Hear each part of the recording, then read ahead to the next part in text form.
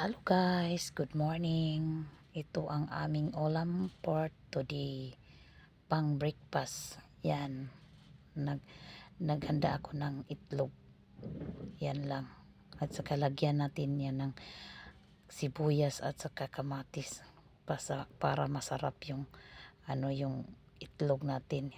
Lagyan natin yung magic sarap at asin. Yan, maghiwa tayo ng kamatis. Isang piraso lang. Kasi wala na akong ibang kamatis at saka yung sibuyas. Magpainit tayo ng kawali, tapos lagyan natin ng kunting mantika kasi yung itlog ko 4 na piraso lang yan. Lagyan natin ng kunti, tapos ihalo-halo natin yung yung mantika. Lagyan natin ng sibuyas, tapos ilagay natin yung kamatis. Kung sa tingin nyo ay luto na yung sibuyas at yung kamatis, ilalagay na natin yung itlog. Yan. Haluin lang. Ilalagay na natin yung itlog. Ayan. Ang tawag sa amin ay tortillas na itlog. 4 lang yan. Ayan. Haluin mo lang ng konti. Mabilis lang yan maluluto yung itlog. Ayan.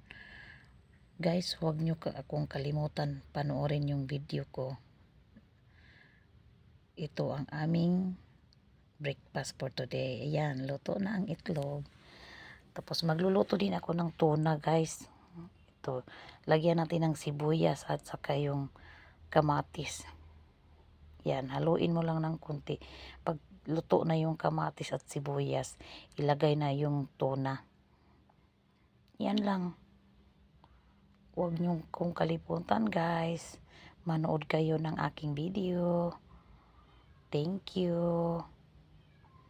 Sana ganun din kayo magluluto ng tuna. Ganyan lang kasimple.